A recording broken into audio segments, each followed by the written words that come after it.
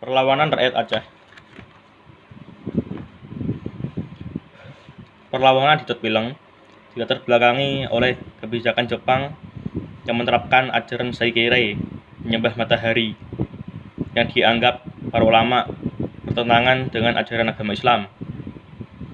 Perlawanan Terbilang dipimpin oleh seorang ulama bernama Tengku Abdul Jalil.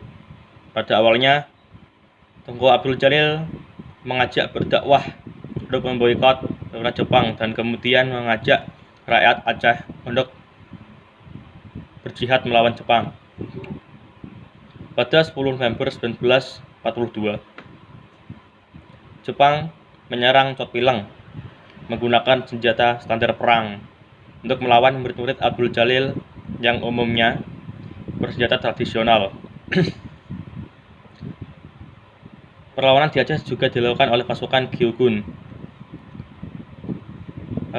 Perang ini terbelakangi karena Jepang mengeksploitasi tanah dan pertanian rakyat. Pada November 1944, pasukan Jepang mengancam untuk membunuh para keluarga pasukan Gyogun jika tidak mau menyerah. Karena ancaman ini, pasukan Gyogun pun menyerahkan diri kepada Jepang.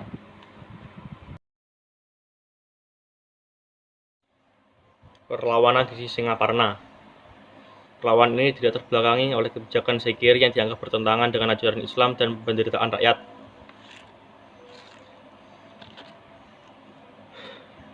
Perlawanan ini dipimpin oleh Kiai Haji Zainal Mustafa dan bertempat di pesantren Sukamanah. Pada awalnya, Kiai Haji Zainal Mustafa memboikot seluruh kebijakan pemerintah Jepang dan membentuk pasukan tempur Sukamanah yang dipimpin oleh Najmiuddin. Selanjutnya pasukan ini melakukan praktik sabotase dengan memutus kawat komunikasi Jepang. Pasukan ini melakukan penculikan terhadap pejabat Jepang di Tasikmalaya. Pasukan Kiai Haji Zainal Mustafa juga membebaskan para tahanan-tahanan politik yang ditangkap Jepang.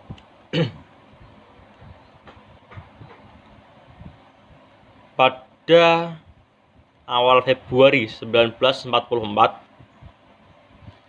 Jepang mengutus beberapa orang untuk melakukan perundingan dengan Kiai Haji Zainal Mustafa. Tetapi pasukan Kiai Haji Zainal Mustafa melucuti senjata yang dibawa oleh utusan Jepang. Hari berikutnya, Jepang mengirim utusan untuk berunding kembali dengan Kiai Haji Zainal Mustafa. Tetapi utusan tersebut bersikap sombong dan membuat bentrok antara Jepang dan Kiai Haji Zainal Mustafa. Pada Februari 1944, Jepang melakukan penyerangan melawan Kiai Haji Zainal Mustafa.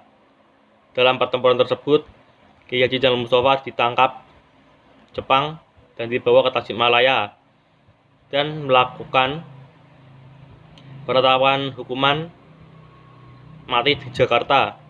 Jasadnya dikubur di Ancol, Jakarta. Perlawanan di Indramayu. Perlawanan ini terjadi karena Jepang menerapkan kebijakan bahwa petani harus mengirim 3-4 kali dari hasil panen. Kebijakan ini sangat merugikan petani kaya dan menyebabkan kehidupan ekonomi petani yang menggantungkan hidupnya pada petani kaya menjadi buruk.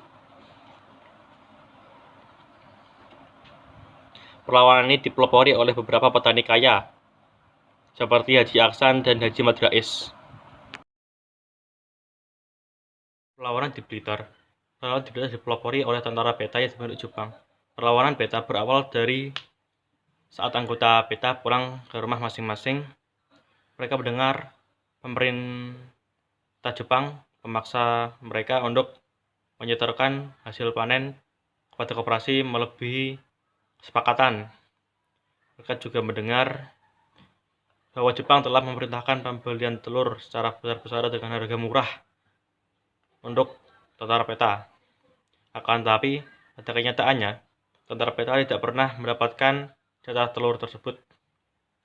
Kekecewaan mereka memuncak saat mereka mengawasi pekerjaan Romusha untuk membangun kubu-kubu di pantai selatan. Perlawanan peta dipimpin Supriyadi pada tanggal 14 Februari 1945. Tetapi pertempuran terbuka antara Jepang dan peta terjadi pada 29 Februari 1945. Pada saat itu tentara peta mempersenjatai diri dengan mortir, senapan mesin, dan granat. Mereka menyerang beberapa pos pengawasan Jepang di Blitar. Pasukan Jepang menghadapi pasukan peta dengan membangun benteng pertahanan. Selanjutnya Jepang membujuk para anggota peta untuk kembali ke asrama. Setelah berhasil dibujuk, para anggota peta disiksa di asrama. Pasukan peta yang bertahan untuk melakukan pemberontakan terus melakukan perlawanan di bawah pimpinan Muradi dan Supriyadi. Mereka membangun benteng pertahanan di Gunung Kawit dan distrik Pare. Untuk menghadapi perlawanan tersebut, Kolonel Katagiri berpura-pura menyerah pada pasukan Supriyadi dan Muradi. Kolonel Katagiri kemudian bertukar pikiran dengan pasukan peta dengan lemah lembut dan penuh kesantunan sehingga Supriyadi dan Muradi melunak. Kolonel Katagiri mengadakan kesepakatan bahwa pasukan peta yang menyerahkan diri tidak akan diserahkan ke pengadilan militer, akan tetapi kembali ke asrama. Kesepakatan tersebut disetujui. Muradi segera melapor ke Surahmat. Muradi tidak menyadari telah masuk perangkap Jepang. Mulai strategi tersebut, pasukan Jepang berhasil mengepung pasukan peta dan melucuti senjatanya. Mereka ditawan dan diangkut ke markas Kepetai Blitar. Tokoh-tokoh yang terlibat dalam pemberontakan tersebut selanjutnya dibawa ke pengadilan militer atau mahkamah militer Jepang di Jakarta. Mereka dijatuhi hukuman sesuai peran masing-masing, bahkan ada beberapa yang dijatuhi hukuman mati. Tokoh yang mendapat hukuman mati antara lain Muradi, Dr. Ismail, Suparyono, Halir, Sunanto, dan Sudarno. Adapun nasib Supriyadi tidak diketahui. Perlawanan rakyat di Kalimantan terhadap Jepang dilakukan oleh suku Dayak dan dipimpin oleh Pangsuma pada 16 Oktober 1943. Perlawanan suku Dayak diterbelakangi oleh penindasan pemerintah Jepang terhadap penduduk lokal. Pangsuma dan pengikutnya melancarkan aksi perlawanan dengan siasat perang gerilya. Meskipun demikian, perlawanan Pangsuma dapat dipadamkan karena adanya mata-mata Jepang dari penduduk lokal. Perlawanan di Papua terjadi di beberapa daerah. Perlawanan rakyat Papua diawali dengan gerakan Koreri yang muncul di Biak pada 1943 dan dipimpin oleh L. Romkorem. Perlawanan ini tidak terbelakangi penderitaan rakyat yang disiksa oleh Jepang. Untuk melawan Jepang, rakyat Biak menggunakan siasat perang gerilya. Rakyat Biak menggunakan strategi tersebut karena Jepang tidak mempunyai pengetahuan tentang alam Papua. Jepang tak mampu bertahan dan memilih untuk meninggalkan Biak. Karenanya Pulau Biak dikenal sebagai daerah pertama yang merdeka di Indonesia. Perlawanan rakyat Biak meluas ke beberapa daerah di Papua. Salah satunya adalah daerah Yapen Selatan. Daerah Yapen Selatan melakukan perlawanan dengan Jepang dipimpin oleh Nimrod. Rakyat Yapen Selatan mendapat bantuan persenjataan dari sekutu. Perlawanan rakyat Yapen dan Jepang berlangsung sengit. Dalam pertempuran tersebut, Nimrod pemimpin Yapen Selatan ditangkap Jepang dan mendapat hukuman pancung.